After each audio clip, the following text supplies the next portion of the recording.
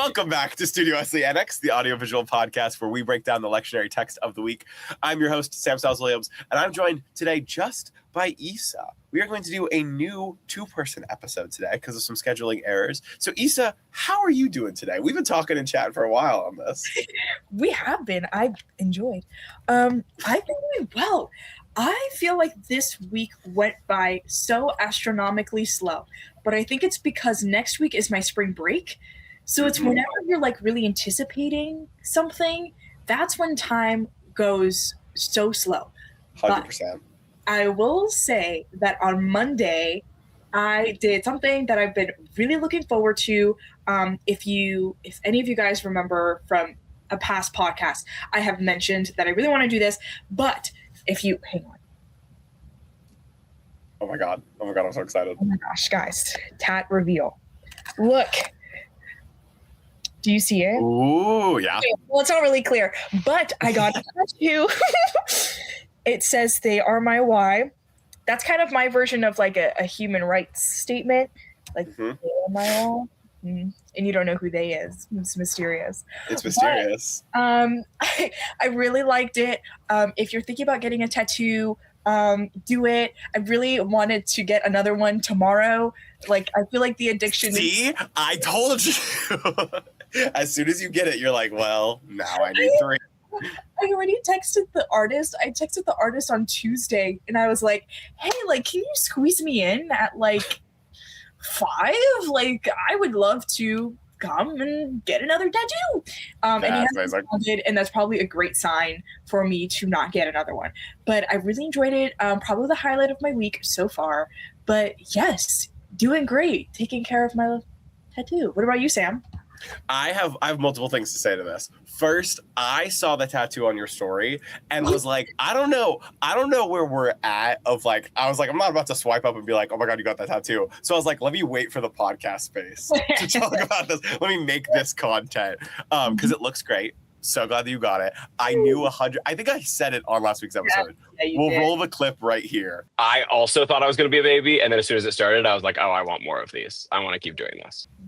I love tattoos. I want to get another one. I almost got one over winter break. And it was when my parents were out of town. And I was like, how would you feel if you came back and I had a tattoo? But I ended up not doing it for money and probably will get it soon. Yes. But I nodded to your statement before you ended it. And you were like, it's been so astronomically. And I was like, yes, it has been a fast week. And then you said slow.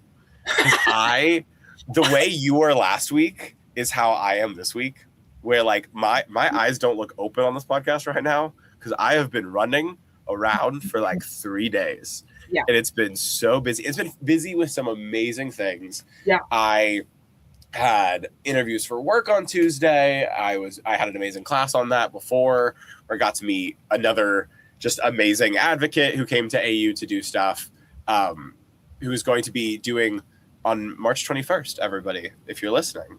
There's going to be another march, kind of like the Monks for Peace. He's going to be walking for Kurdish independence, and he's going to be walking from DC to Atlanta. So full shout out to this guy that I met the other day. I did that.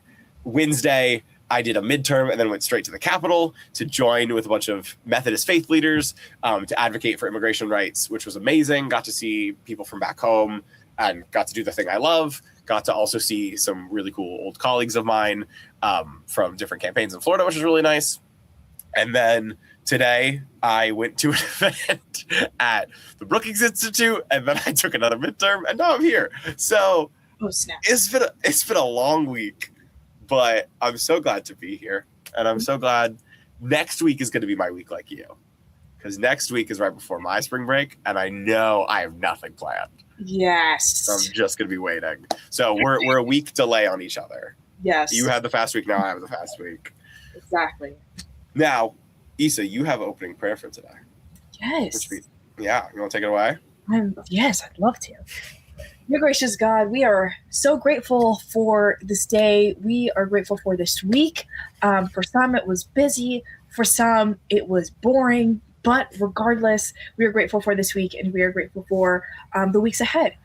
We pray that we get to have great dialogue for the next hour, and we get to build our relationship with each other, but also with you, God. In your name we pray. Amen. Amen. We are going to go first into our new segment, our Lent check-in. We're going to start. Issa, your thing you were doing for Lent, you weren't necessarily giving up. You were trying to be more reflective. So how has that been this week? Have you found any time to do that? What does that look like for you? Yes. So I will say, I didn't mention this. I was making it seem like I did absolutely nothing other than get a tattoo this week, but that is actually not true. So this past Sunday, those of you who know UMC Lakeland, the worship director there is Mr. Jeremy Hearn. He is awesome. Love that guy. And for a while, I've really been wanting to be a part of the worship band. I love to sing. That's really my way of not only just, it's also a way for me to reflect, because I'm thinking about why is it that I'm using the gifts that God has given me? What's the purpose behind it? So I've been really wanting to sing.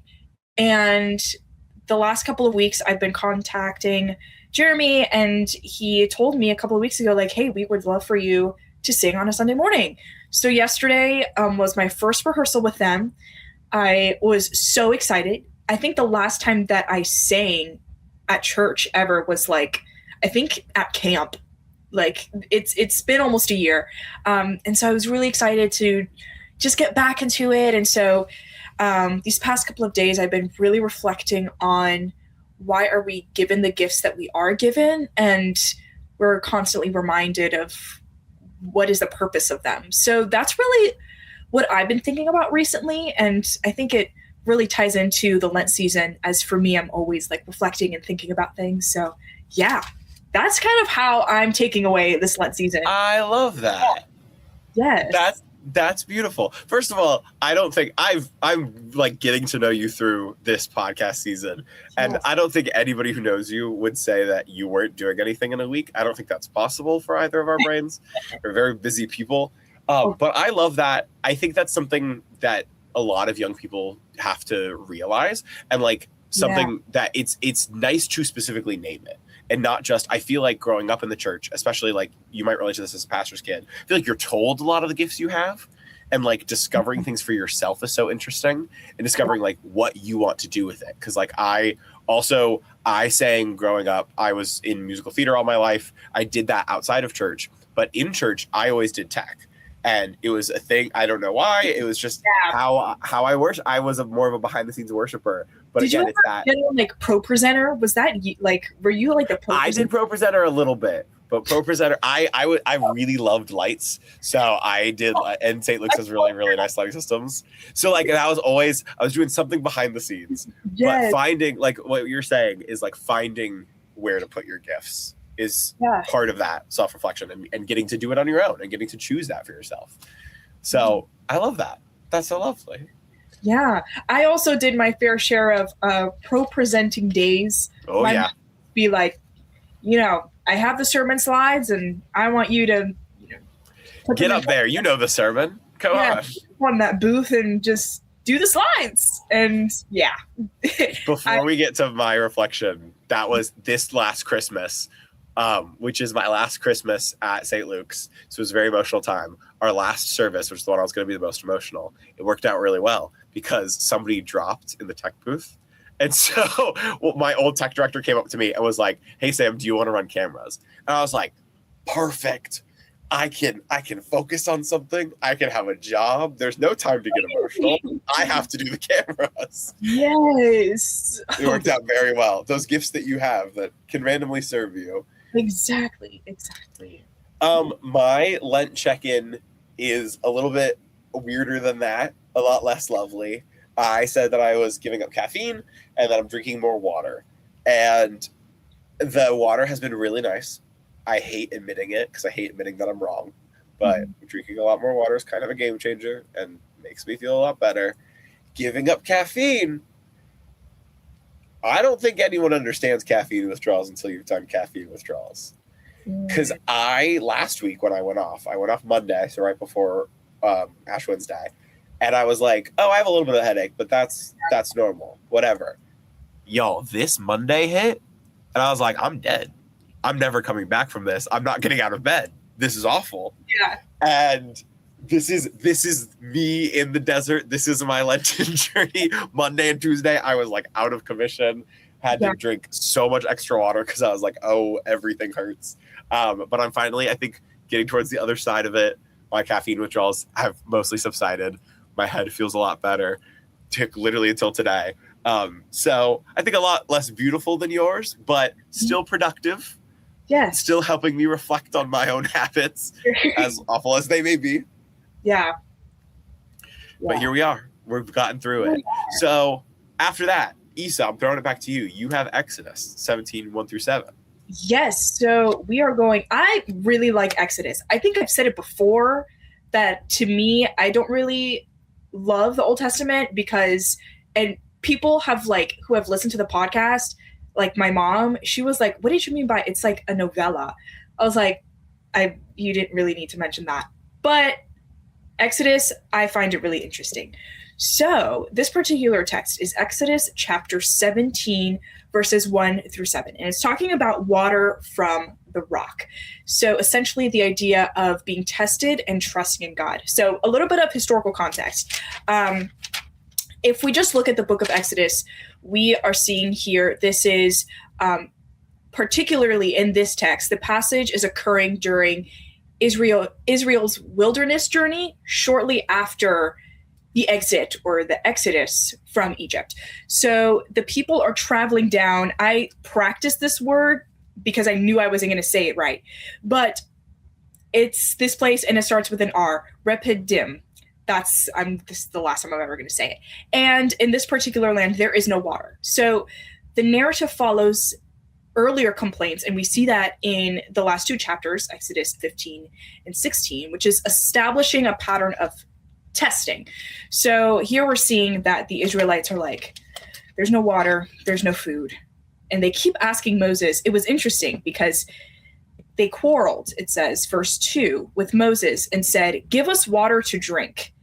And we're seeing this constant pattern of the Israelites telling Moses, give us water to drink, give us food to drink, do this, A, B, and C. And so the place is named Massah, so the word testing, and Meribah, which means quarreling, which highlights the focus of this particular text. So in my notes, I think the key themes that particularly I thought were interesting was the idea of being tested and how that can affect our faith. And so the text is stating that Israel camped by stages as the Lord commanded. So meaning their hardship occurs within God's guidance. So the tension isn't really about whether God led them, but whether God is present among them. And I think there's a distinction there. So people are asking, is the Lord among us or not? And so I think that question becomes central to this text because the issue is not that they are thirsty, as they ask in verse 2, give us water to drink. That's not really the issue. The issue is the lack of trust in God. So I thought that was an interesting topic, or just a particular theme that I found in this text. And then I think the second thing was the beauty of patience. And so I think that it's interesting to see the concept of patience in the book of Exodus because the Israelites are not very patient throughout this book. So despite the people's rebellion, though, God provides water from the rock. And so the miracle demonstrates God's sustaining power, even when we aren't impatient, or even though we are impatient, and God's covenant faithfulness, and God's preceding obedience. And then I think the third point that I mentioned was there is leadership under pressure. And I think that really comes into play specifically with Moses. So Moses is kind of being the mediator between people and God. And we see that, of course, in verse 2 as well. Moses replied, why do you quarrel with me? Why do you put the Lord to the test? And then verse 3, but the people were thirsty for water there, and they grumbled against Moses. They said, why did you bring us up out of Egypt to make us and our children and livestock die of thirst? Verse 4, then Moses cried out to the Lord, what am I to do with these people? They're almost ready to stone me. So it's interesting to see the interactions between Moses and the Israelites. And I think mediator is a good word to describe Moses between the people and God. So this particular scene here that's described in the text is revealing the strain of leadership when communal fear within the Israelites is escalating into hostility, which is why I think Moses has the fear that he's about to get stoned because it's getting really hostile between the Israelites.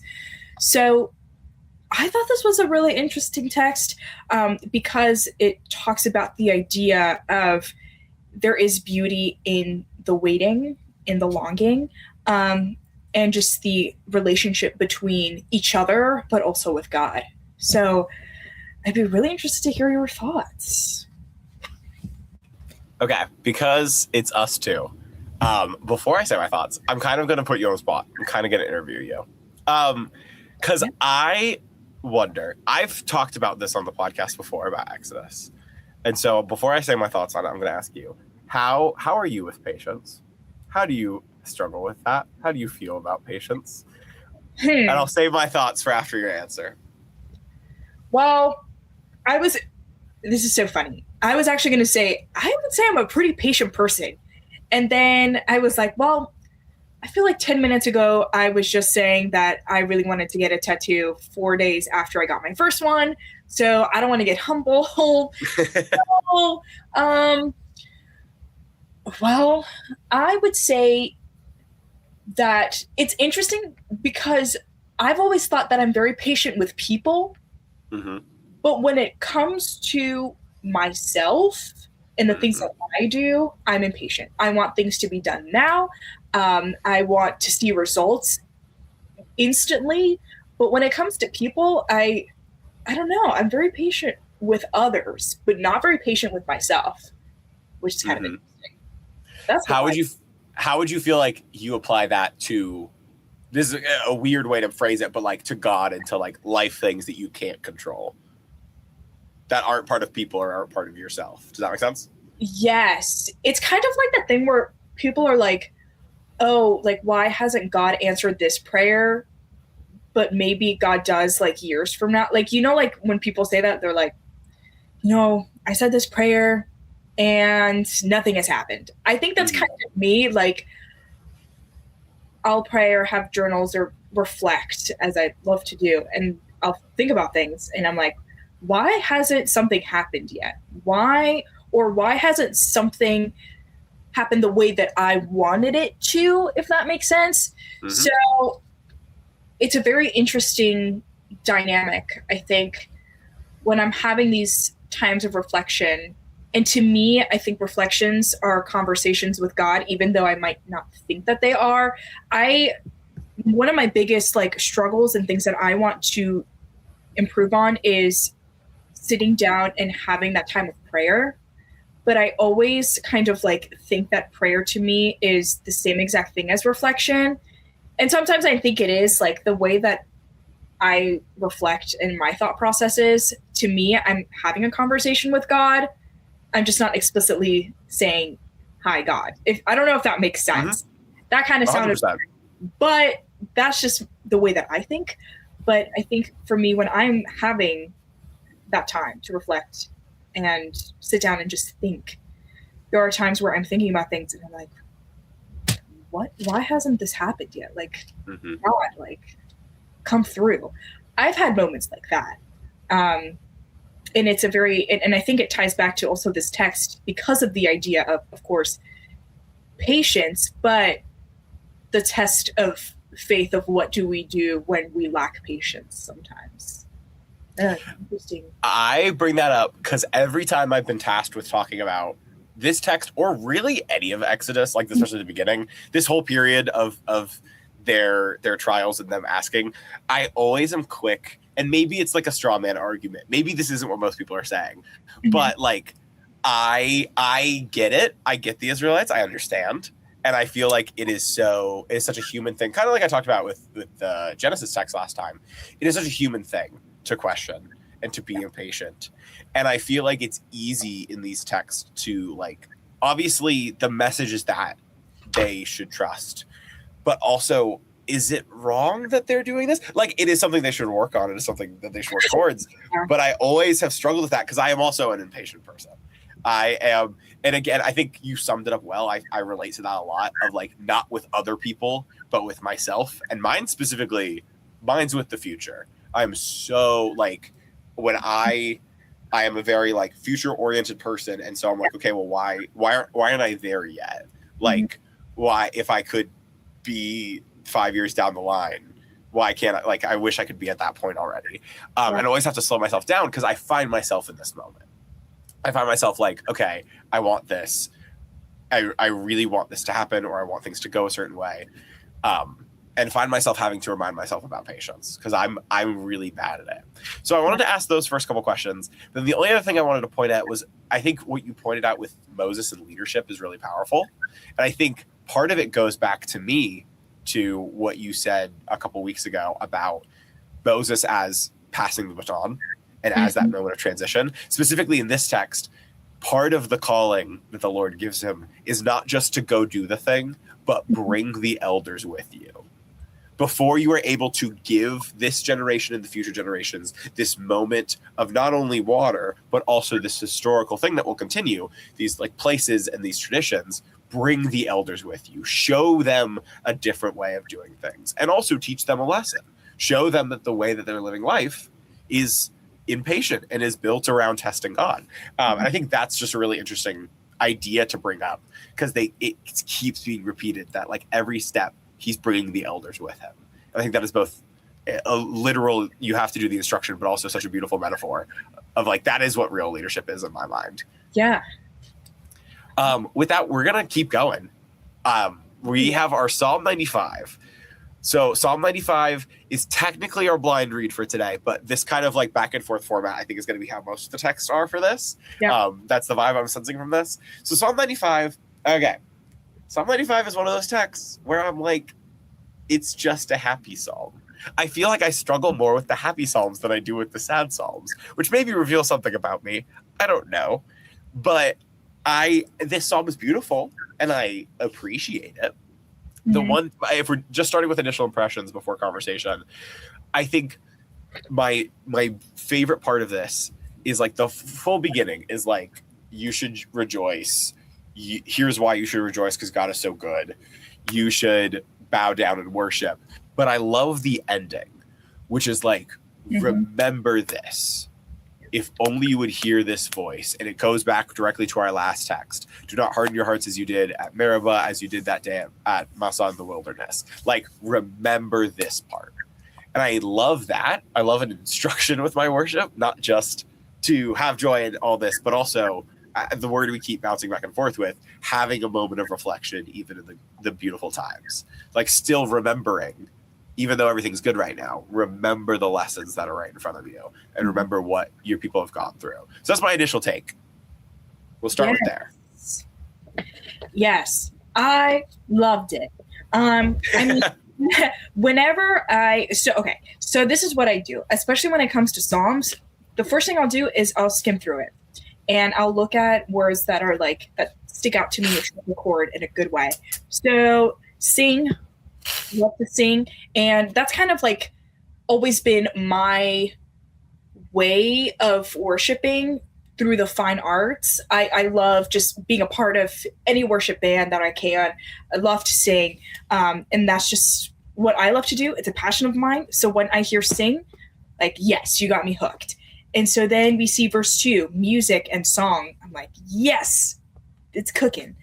And then we see, I really liked what you said, verses 7 through 11, because it's kind of like the idea of, I think for me as well, I say this as someone that also thinks this way or has thought this way in the past, the idea of, like, we tend to pray or reflect or have those times with God when we're really struggling or we're having a low moment.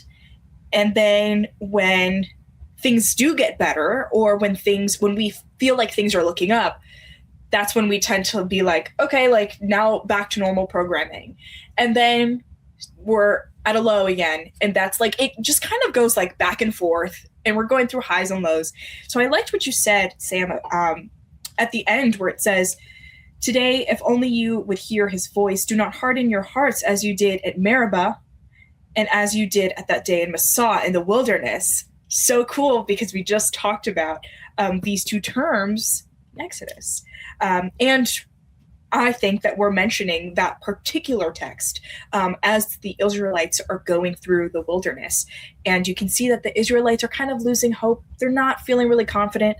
And I think that that's mentioned here in this text, where your ancestors tested me. They tried me, though they had seen what I did.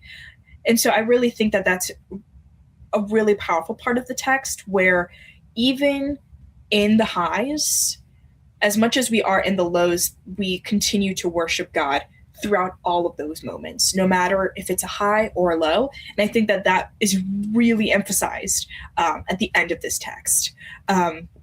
So I loved it, but I think I'm going to sound like a broken record, but especially since John isn't here, I will be the Psalm advocate because I just truly, so far, I have loved every Psalm that we have talked about on this podcast. So yeah, I liked this one as I've liked all of the other ones.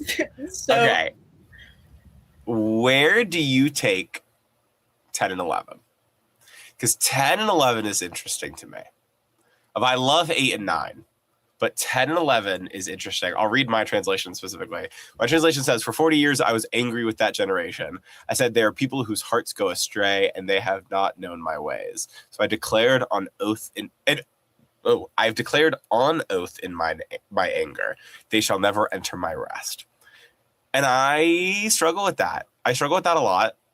I think both of us have talked about like not liking that. It's not just an Old Testament God, but that's often what it's called.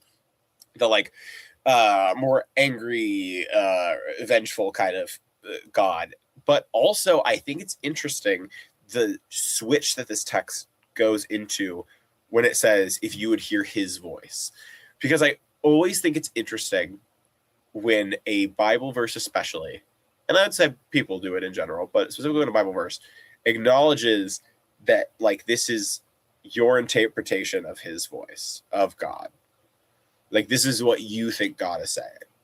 I think that's what most of the Bible is, obviously. I think that's part of the faith. That's part of how this tradition has been passed on. But I just think it's interesting, and maybe that's just because I disagree with the text, or 10 and 11 specifically. Maybe it's I'm only pointing that out, that transition between like, here is what we believe, this language of let us kneel, he is our God, to switching of here's what I think God would say, and I think God says he's angry at these people. And maybe I wouldn't say that for other texts, but what do you take from 10 and 11?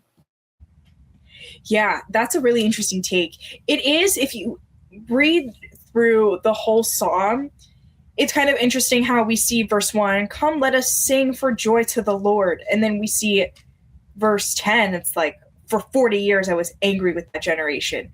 I'm like, well, which one is it? Are we praising for joy or someone's angry? Like, it's kind of like, I don't know if the term is paradoxical, but it's just two completely different emotions.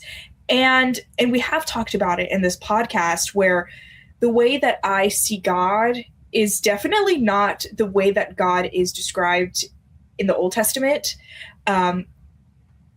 Especially the idea of like when, like the term God-fearing person, I've never aligned with that, only because I've never thought of God as a being to fear, or I've never thought of God being this angry being.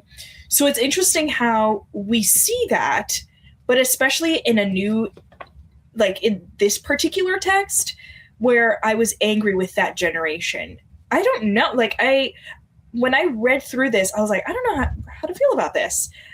Because I feel like, again, we're going through that particular description of God in the early Old Testament that I never really aligned with myself. So I don't know, definitely an interesting like a descriptive phrase for God. I don't know. Hopefully, if John is watching this, or if he does watch this, I would love to also hear his perspective. John, we need your perspective on this, because I know you'd come through with something very profound on this that both of us would be like, oh, damn. Well, that pushes back on exactly what I said. Yes. I feel like we think very similarly when it comes to these particular kinds of texts. And sometimes, or a lot of times, John will just say something and I'm like, oh, yeah. Oh, yeah, I hadn't thought about that. That makes sense. So on that note, second question about this. So you were talking about, and you were laughing, I think it is a universal experience that when you're on a podcast and your parent is a pastor, they're gonna call and you're gonna have some conversation about what you said. So shout out my mom. She's gonna hate that I'm bringing her up on this episode. I got a call at 8 a.m. one day. I was fully asleep and she did not know that. And I woke up and I was like, hello. And she was like, let's talk about your interpretation of the text. I was like, okay, we're having a religious conversation at 8 a.m. Yeah. All that is to say, we had this interesting conversation. I do not remember what text it was about, but we were talking about one of the last times I said on this podcast that I don't believe in a God who is angry. I don't believe in a God who takes out vengeance, stuff like that. And I think my mom would agree with that in most takes. But what she pushed on and was like, do you think that God would look back? And do you think that there are times where God sees things and says that's wrong? And says that there were mistakes made? Because that I would say yes to, 100%. But she was like, well, then would you say that God can be upset or disappointed or whatever word you use for it? And so, because that I think lines up a lot with this text, is maybe angry is the wrong word, but we're agreeing that the Israelites were testing God and should not have. And so do you think that God has some feelings about that, has some negative feelings towards that, has some kind of, oh, they should have gone the right way? Where do you take that? Because where I take that, I said in this conversation at 8 a.m, I talked about David, and I talked about David and Bathsheba. God has this sadness at his people not listening or not going the way of heaven, and yet it would never go to anger. And maybe that is not maybe, that is entirely my own bias, and that's not the answer. There is no answer, but I think it is an interesting question to ask each person, is what feeling do you think God would have in those moments where humans make mistakes? Yeah, I mean, I think that, for me, one of the emotions that I would definitely believe to be valid is the feeling of frustration. And I think that makes sense. I don't think that there is any harm with feeling frustration or even anger. I think it's just the actions that we take when we are angry and frustrated. That's when it kind of gets into, okay, is this a good thing? Is this a bad, and that's where we leave room for reflection. When we are thinking those feelings or when we are having those certain emotions, what are we taking away from those emotions? So when we're looking at this particular text, even though I think the first reaction that I have was, for 40 years, I was angry with that generation. When I hear the word angry, I kind of get a little bit intimidated because I just assume that this is God speaking, or anger is being associated with God in this particular text, as God is angry with the Israelites. And to me, I mean, it sounds I don't really like that phrase, or I don't want to associate God with being angry, but I do know that the emotion of anger is not necessarily a bad thing to feel. However, the distinction to be made is the emotion of anger, but what do we do when we're angry? And of course, there's obviously a difference between humanity and God. So I think when we're angry, we might, of course, act out on that anger, and then that's where sin can take place. But of course, we're not God. So it's a very interesting thing to think about. And I can definitely understand how there is frustration between God and the Israelites. So, yeah, it's an interesting thing to think about, especially when like we first look at this particular text and we see the word angry. I was angry with that generation. Like, oh, I don't know. I don't know. you that was an amazing response. I almost I want to keep going because it was so good and there's a lot more to dissect. Like what you just said, I almost think it's a difference between 10 and 11. I was angry with that generation. That's fine. Here's why I was angry. But then 11, so I declared on oath in my anger, they shall never, like that action aspect is 11. And like maybe that amazing response. I want to keep talking about it, but we are going to go to break. We'll continue having amazing conversations after this with our Romans text. So we'll be right back after a little bit.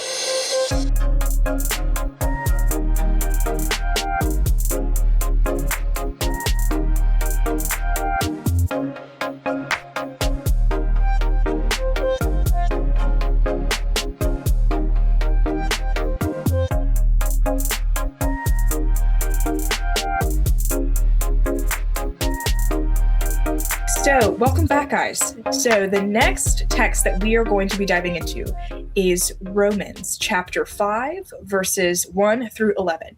So, we are talking about here peace and hope, and peace with God through Christ. So, here we are seeing, I think that there are some parallels to what we've been talking about, because we've been talking a little bit about patience today, and here we are talking a lot about not just peace, but the idea of endurance and perseverance. And I would argue that there can be times where the idea of being patient can also mean the idea of persevering. And so I'd be interested to talk about that particular concept. But to kind of give a little bit of a rundown as well as reactions, I really liked the idea of the emphasis on perseverance. So the idea that, let's see, verse 2. Where was it? Verse 2. Yes, no, verse 3. Not only so, but we also glory in our sufferings, because we know that suffering produces perseverance. Verse 4, perseverance, character, and character, hope. I thought that was a really interesting verse. If not, I think it's the verse that stuck out to me the most. So Paul here is presenting a very interesting chain. So suffering can also lead to endurance. Endurance can also equal or equate to character, and character can be linked with hope. And so I think that this actually counters what we're seeing in Israel back in Exodus, where suffering is reframed as very formative as far as a spiritual aspect, rather than the idea of feeling abandoned, which I think that that's really something that we saw in the Exodus text, where the Israelites felt like they were constantly being abandoned by God. But here in this particular text, we are seeing that suffering, just like what Paul is saying, can also lead to the idea of having endurance and the concept of perseverance. So I think it's not necessarily paralleling, but it's contrasting in a way where it's like, like this connects to what we've been reading, but in a way that contrasts. So I think that's really interesting. And another point that I really liked was the idea that love is being demonstrated in Christ and through Christ, where the verse that says, while we were still sinners, Christ died for us. So the idea that God's love is preceding our worthiness as humans, that also stuck up to me. So I think what I liked the most out of this particular text was how we can kind of see it connecting to what we talked about back in Exodus, but the idea that suffering and just the action of suffering means something different, or is kind of being shown in a different light in Exodus. And then here in Romans, it is actually considered to be a way to persevere. I think that's really interesting. And I really liked that contrast. So that was my key takeaway. I didn't even connect this to Exodus in my head. And that makes a lot of sense.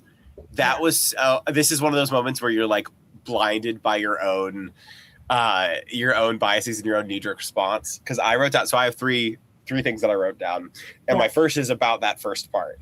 Suffering to perseverance is a concept that I both understand and sometimes agree with, but my hesitancy, I think it can get really icky when we, and this is very much, this is used a lot in modern churches sometimes, I think it can become a very quick pipeline between suffering leads to perseverance and suffering is meant to, it is sent, the reason suffering happens is to cause perseverance. And that I think is very problematic. And that goes against just my personal beliefs on God and on theology. Like, I don't think God sends bad things to happen to like teach people lessons or for people to learn from. And I know that's not an everybody opinion. I know there are even some people in Studio Wesley who disagree with me on that and who have amazing takes of moments in their lives or experiences they've had where like suffering does lead to perseverance. So that's part of this.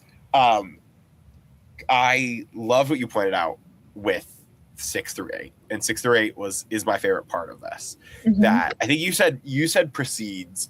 I always say it in the way of like God's love is never a result of perfection. Like, we don't have to ever be perfect to receive any of this.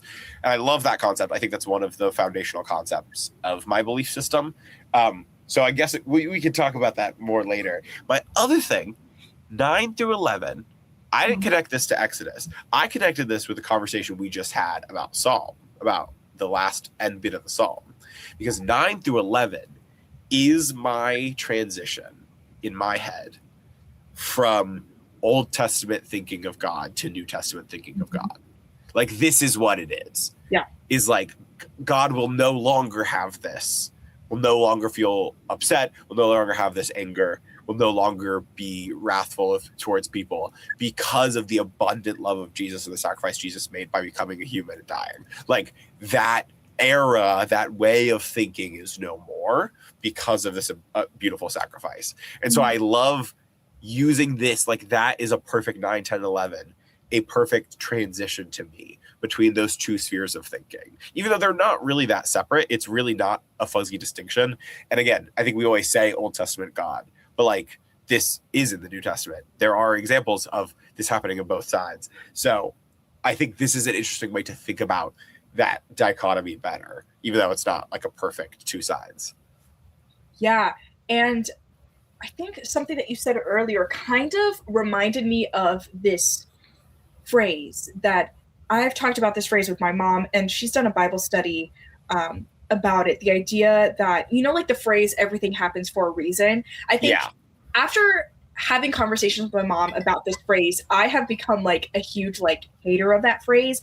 I don't like that phrase because the idea that everything happens for a reason, I think to me, it is in the context of like, there are bad things for a reason. And I think it's just like, to me, the way that I reflect on that is that God is letting these bad things happen as a test of faith.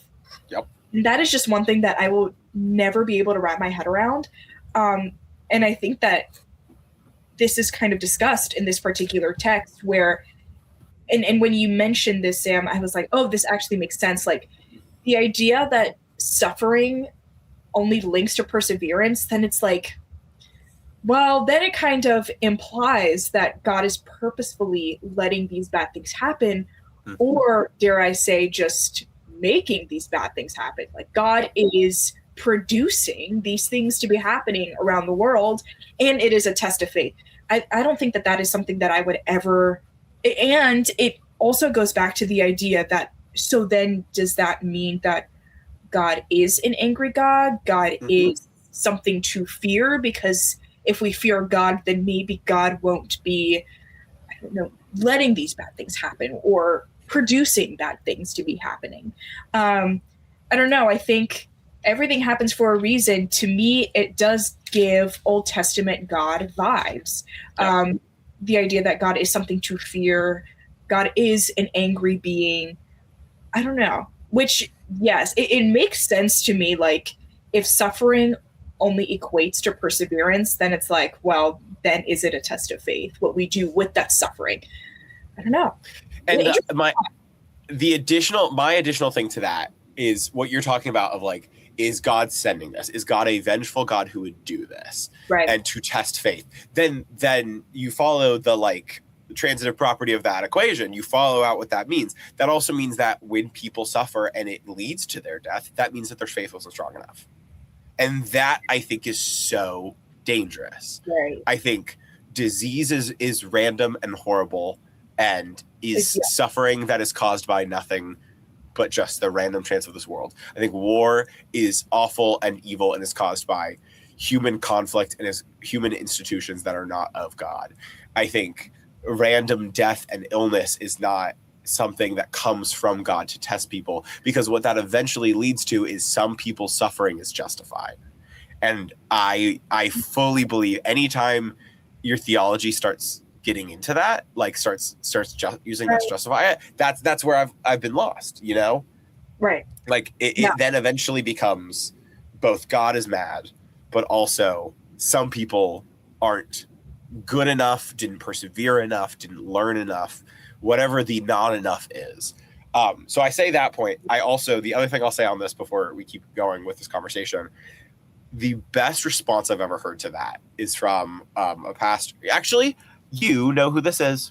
I forget how many shared connections we have. You know, so I know Jad Denmark. You know Lily Denmark. Oh, yes, I do. Yes. Jad works at St. Luke's. Jad has worked at St. Luke's for a long time. Yes.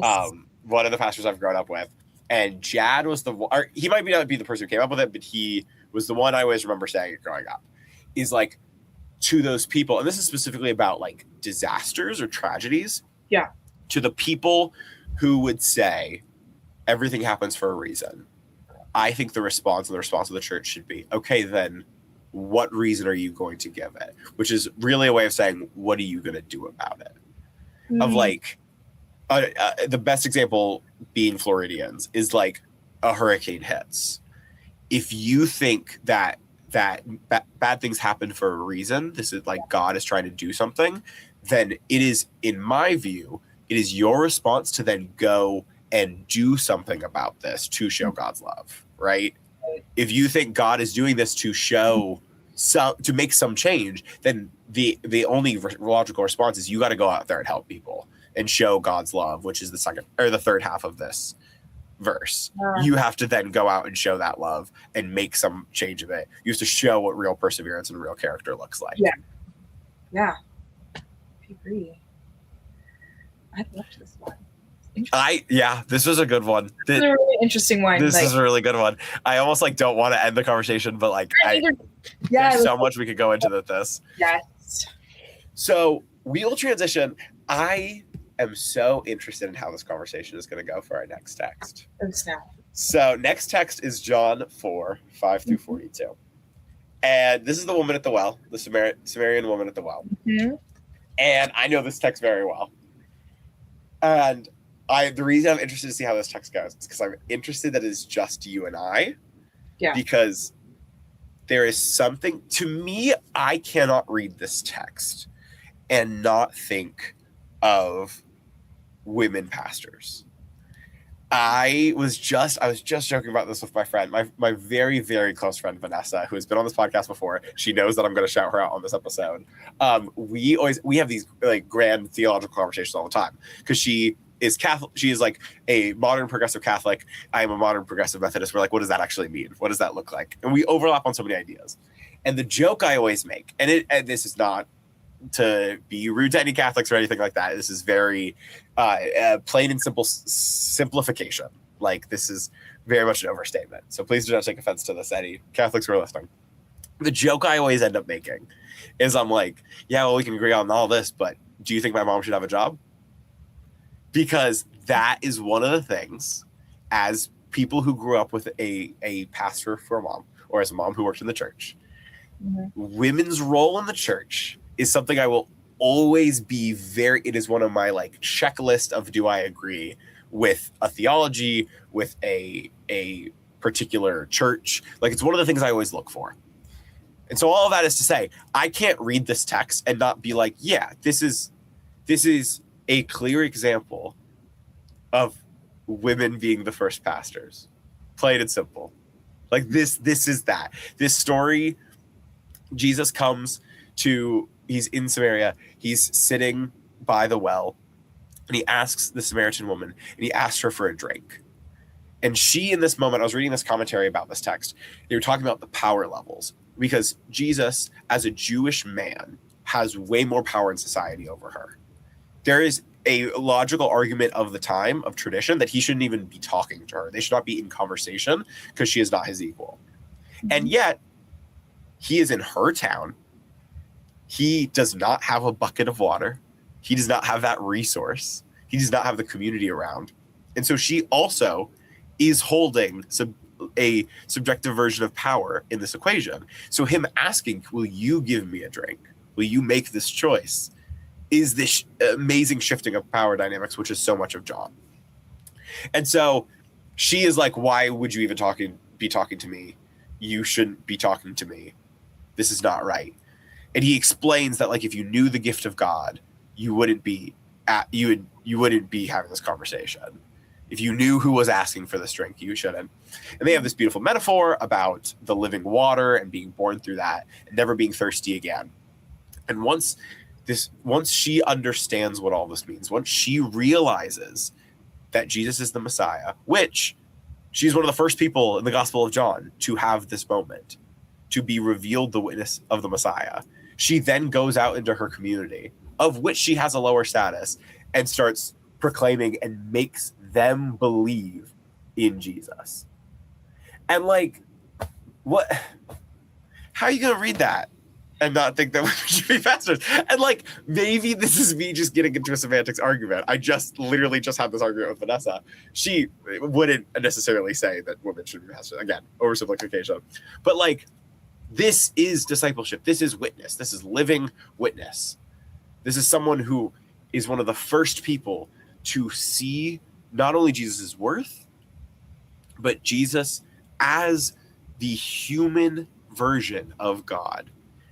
And it's not only a witness, it is then going out and bringing people into the fold, bringing people into the faith. Even the disciples are confused. They come back and it says that they're afraid to ask him about why he was talking to her. And yet, that doesn't matter to Jesus, because Jesus and the God I believe in is a God beyond barriers and beyond human exclusivity. And so that was very long-winded and very Sam ranty, but that's why I'm very interested to see how this conversation goes, because I feel like you might have some things to say about this. Because like that's just always what I'm going to read this text as. It's always going to be the thing that's on my mind. Yes. So it's interesting that you say that, because for me, growing up as a pastor's kid, one of the greatest joys is that for me, I think that's why I love to listen to people's perspectives, even and especially if and when they are different than mine. Yeah. Of course, I think for me, one of the things that I get most frustrated with is this particular topic. Can women be called into leadership the same way that men are, in this case, into pastoral ministry? And I've had a lot of debates with people, even youth in my own churches, that didn't think that women should be called into leadership. And I thought that was interesting when the pastor of the church that they are a part of is a woman. Yep. Like, I won't get really into it because I feel like we would be here for another hour, but it is real. And this is a perspective that people have. And even though that there is frustration, we can persevere. There we go. That was okay. Anyways, so that was a little bit of romance in there, but yes, I think the same way, in the sense of this particular text. When you read this and when you discuss it with people, how can you think, oh, I wonder if women can be called to lead? How, like, after reading this text, I feel like that is just so plain and simple. And I had to look this up to fact check myself, because I was like, wait, isn't Mary Magdalene the first person to I literally brought this up like 30 minutes ago before this call. Yeah, I was like, wasn't she also the first person to see Jesus when Jesus resurrected? Isn't that interesting? Right. It was woman. So I think it is so interesting and so clear in this text that when we talk about the idea of gender dynamics and gender roles, especially when it comes to pastoral ministry, this text clearly talks about the beauty in there are no barriers, especially when it comes to gender. God calls whoever God wants to call into pastoral ministry, no matter what the gender is. And so I think that that is so beautifully put in this particular passage. And I really wish that people read this passage more. I'm sure a lot of Christians know about the idea of Mary Magdalene, but I feel like we kind of dismiss what this particular text is talking about. Because I feel like if we really dove into this particular scripture, there wouldn't be so much confusion, or dare I say, even kind of like perspectives that are against female pastors. I don't know. It's something that I would love to kind of bring up and have this discussion with people that I've just had debates about this particular topic. It's just right there. Yes. It's right there. And Mary Magdalene, I will even add, that was my first, I think, Easter text on this, like first year. Like Mary Magdalene, who, when you really break down the text, not only is the first, is also called by name, which is already a huge thing in the Bible and in life, but called by name and given the instruction to tell the disciples. Like that is the calling. That's how it's a whole thing. And I will also say, it is almost too simplistic to only talk about this text as this Marian woman being a woman, because there's so many barriers being broken in this, and there's so much historical context. And I will take that a step further to say, like, this would also be my argument against any kind of discrimination in Christianity, is like, God, like Jesus, there's so many barriers being broken right now, and Jesus doesn't even question it. Everyone around him does, which I would argue is what most of these arguments become, is people questioning it. That's what we're currently still living through in many denominations. But Jesus doesn't even question it. Jesus just knows that this is a beloved child of God and just goes ahead and asks for water. And like that, again, exactly what you said, of like, I just wish this was the thing. I wish this was the text we were talking about. I wish we weren't picking and choosing random texts that we thought could be used to discriminate against people. And with that, before we keep going into a much longer rant, we're going to close this episode. You said this was a lovely episode. I'm so glad we got to. This was a fun format. Yes. I love a 2-person episode. But let's pray. Thank you, God, for letting us have this time together to do this and to have these conversations. Thank you for differences of opinions. Thank you for a plethora of ideas that we as people on this earth are able to sort through and to find our own conclusions and find a way to get closer towards what we believe your will is. Thank you for the blessings and for the lessons that we learn in moments of suffering, even though we know that that is not your will to cause suffering in our daily lives. And thank you for the ability to reflect on all of it and still be able to have conversations and still be able to learn something from one another. And with that, I say amen. I almost just did the outro, which I'm not supposed to do. Now I will do the outro. Isa, thank you for being on this episode. This was lovely. I want to thank everybody for listening and hope that you were able to take something today.